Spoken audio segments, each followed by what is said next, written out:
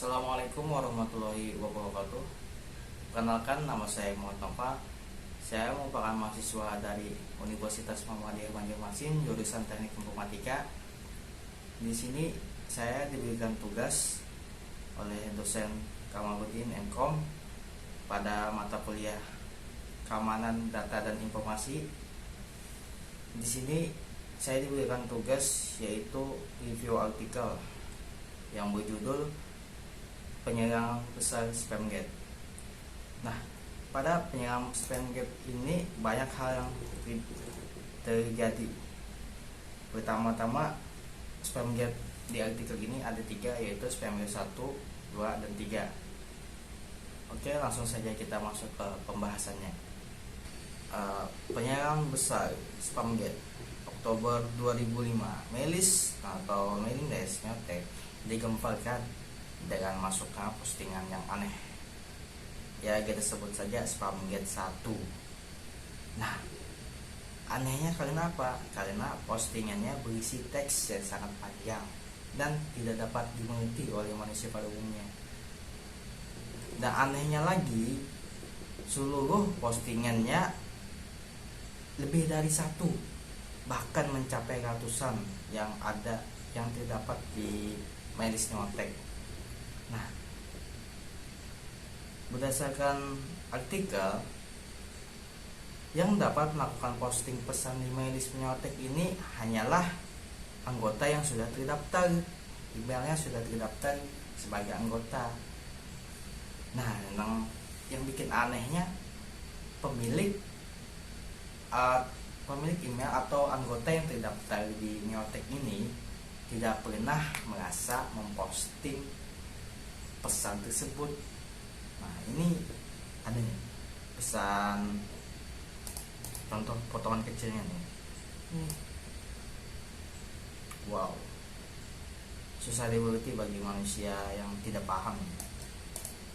Berdasarkan artikel juga, moderator Melis Neotek mengambil tindakan dengan melakukan moderasi posting, sehingga postingan yang masuk harus mendapat approve dari moderator. Namun, moderator Melis Neotek ini terkecoh karena apa? Karena ada postingan dengan subjek email yang tidak memiliki keanehan, tetapi postingannya yang aneh. Masalahnya pun makin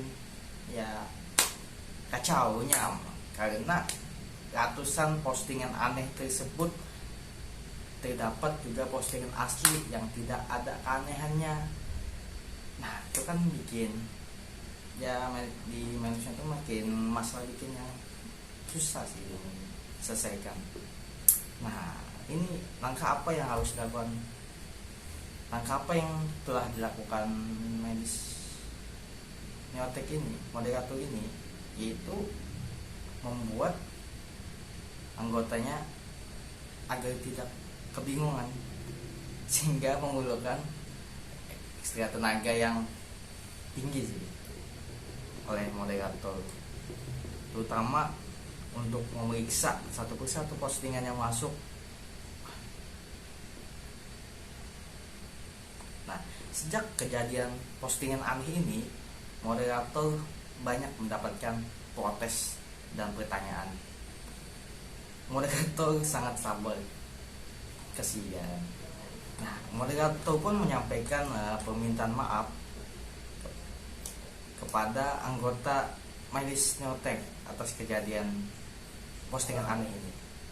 Dan moderator meminta kepada anggota yang emailnya terdaftar sebagai pengirim postingan untuk cek and recheck terhadap kondisi komputer yang digunakan, menjaga kemungkinan malicious program yang menyusup ketika berselancar, apalagi berselancar ke situs porno di dunia internet yang cukup kejam. Nah, dari pengamatan moderator terhadap postingan aneh ini, ternyata terdapat kesamaan, yaitu pada header email.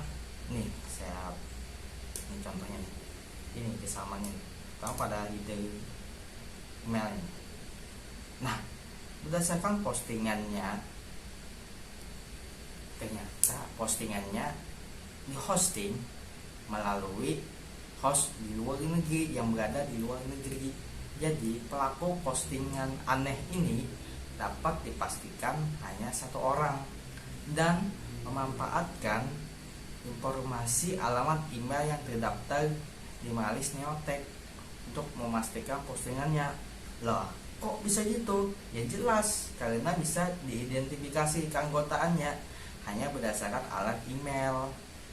Tidak ada settingan khusus yang dimiliki oleh Yahoo Groups mengenai identifikasi keanggotaan medis ini. Selain kesamaan pada ide email, ternyata ada kesamaan juga pada salam penutup pesannya. Salamnya ini seperti ini nih. Say video mail occur di http www.altavista.org.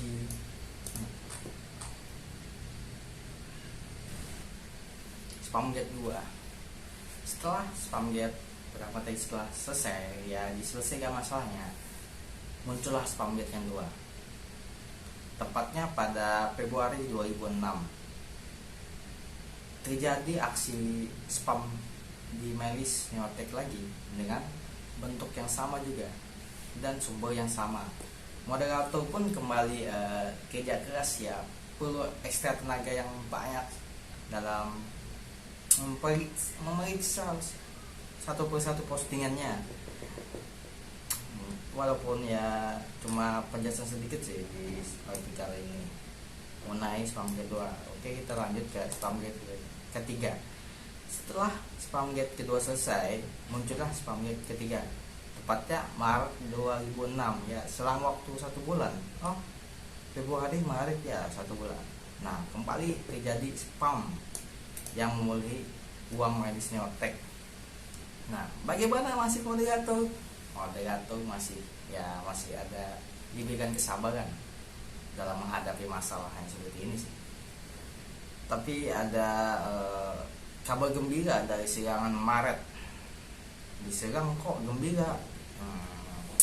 Gembiranya karena kebuntuan untuk melacak pelaku akhirnya terpecahkan. Kasus pun menjadi mudah.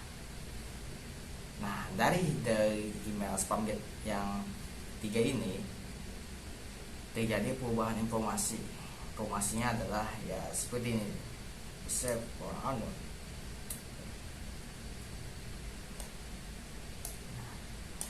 Moderator pun fokus kepada alamat IP tersebut. Nah, untuk melakukan siapa sih alamat IP yang memiliki alamat IP ini, siapa sih ya dalam dari Spamget ini, dengan memanfaatkan fasilitas yang diberikan oleh www.dnsstaff.com dan didapatkan informasi seperti ini.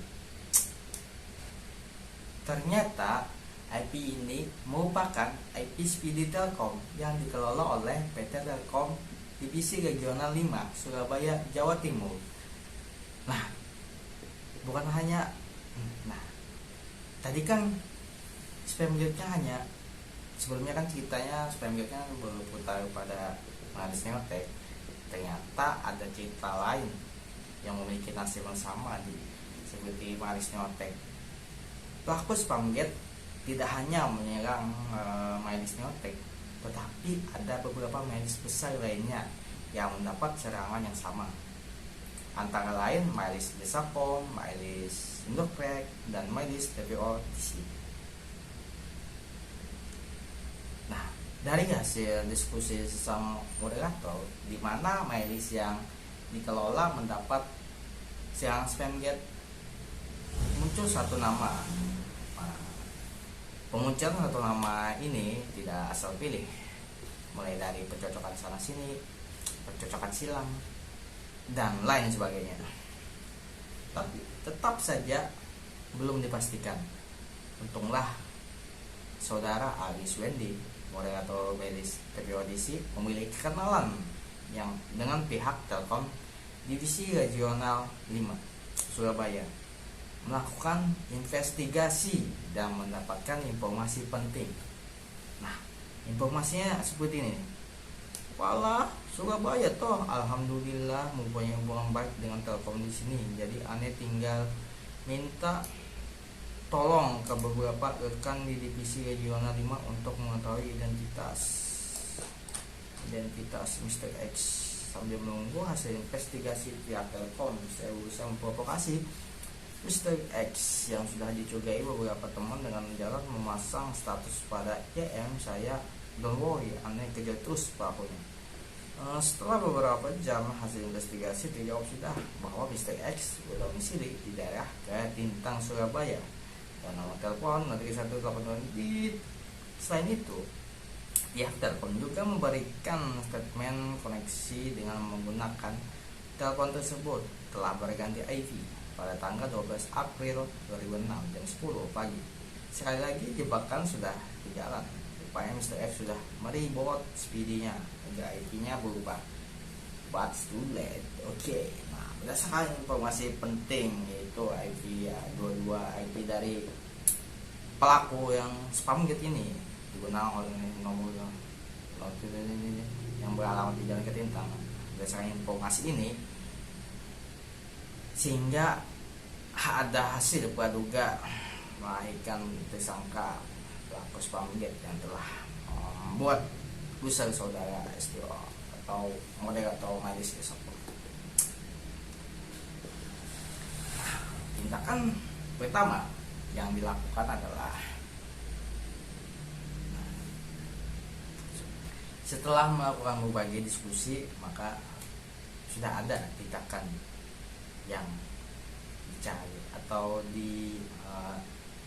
dibikin oleh para majelis ini untuk melakukan tindakan kepada pelaku dari spamgate. Nah, tindakan pertama yang dilakukan adalah melakukan teguran kepada pelaku dan melakukan kepada pihak Telkom yang terkait untuk menindaklanjuti kasus ini. Semoga pihak Telkom cepat menyelesaikan. Itu harapan, karena jika pihak Telkom tidak menindaklanjuti dengan tegas atas pengaduan ini, kemungkinan terburuknya akan terjadi spamgate selanjutnya mungkin. Tetapi segenap pihak percaya Telkom akan serius menindaklanjuti masalah ini, karena yang menjadi korban spamgate tidak sedikit, karena terdapat nama-nama besar juga di dunia IT Indonesia yang dihantam oleh pelaku spamgate ini.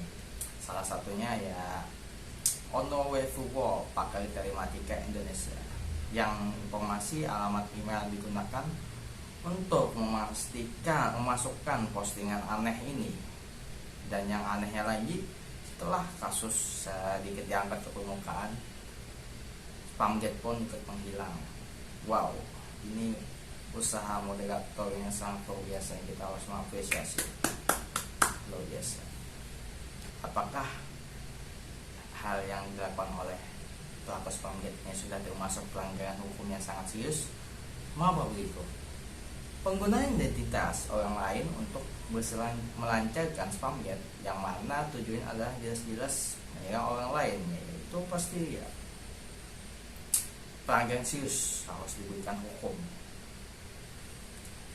Dampak negatif dari serangan spamgate ya pastinya ya pencemaran nama baik seorang, ini yang jelas pasti terjadi.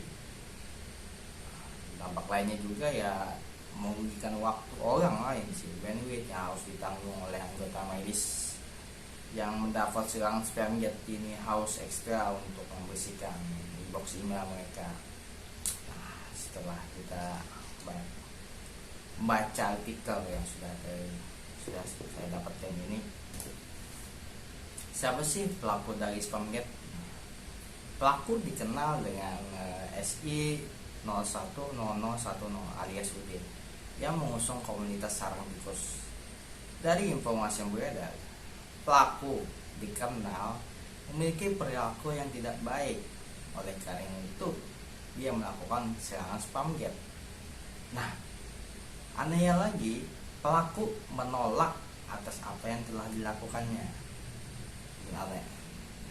Dan anehnya lagi, kemampuan sosial engineering dari Sudin ini lumayan memainkan peran sebagai wanita untuk memikat keubannya.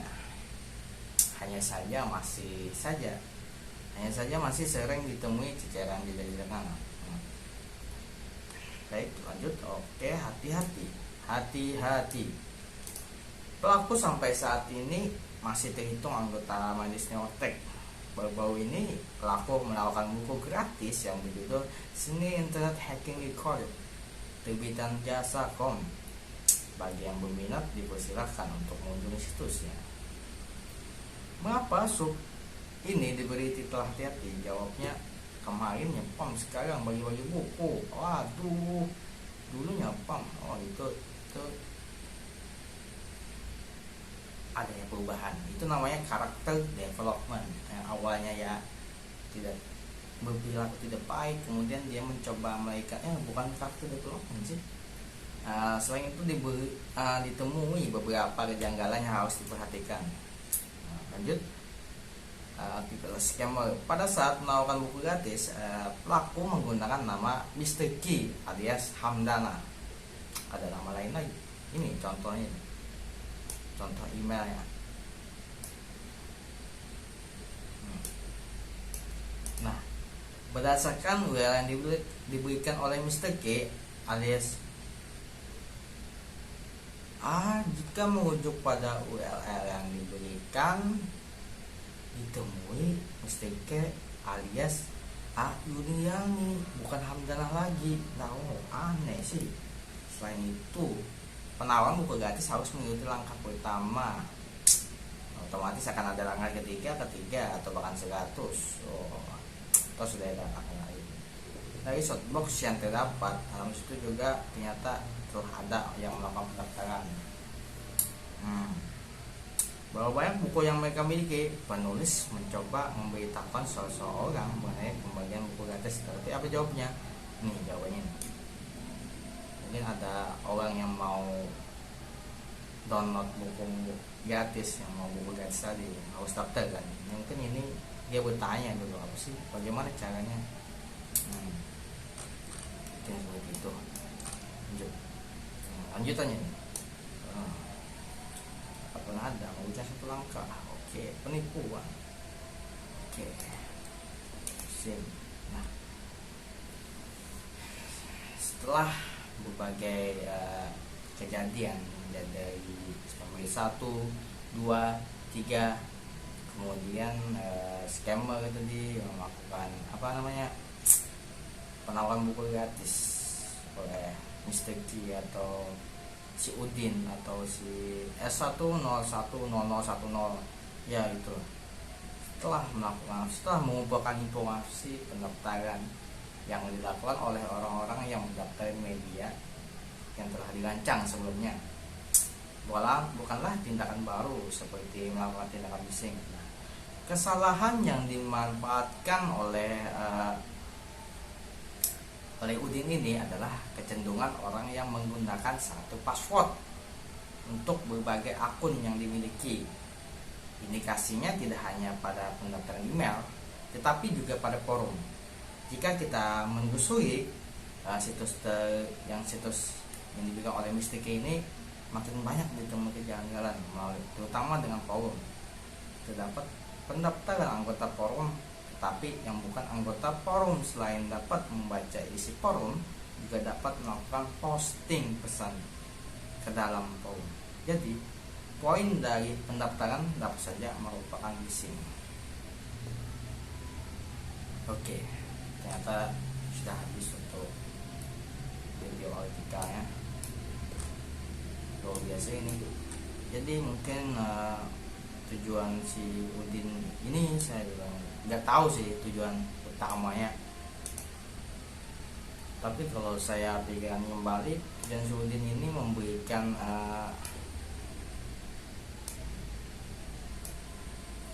apa ya, intinya berhati-hatilah dengan internet. internet itu berbahaya, apalagi jika kita memiliki akun yang banyak itu, terutama memiliki email yang sama, password yang sama, itu mudah tuh dihack oleh orang-orang yang tidak bertanggung jawab. Mungkin maksud dari Udin ini memberikan kita agar tidak melakukan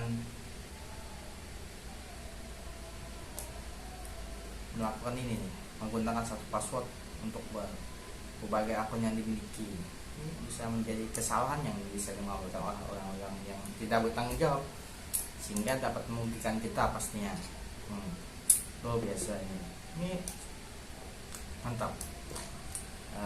Terima kasih juga kepada kalian semua yang sudah menonton. Terima kasih sudah memberikan waktunya untuk meluangkan waktu untuk menonton video ini, walaupun ya begitulah. Terima kasih, kalian semua hebat. Mungkin itu saja yang bisa saya review dari artikel ini. Salah hilap mohon maaf. Assalamualaikum warahmatullahi wabarakatuh.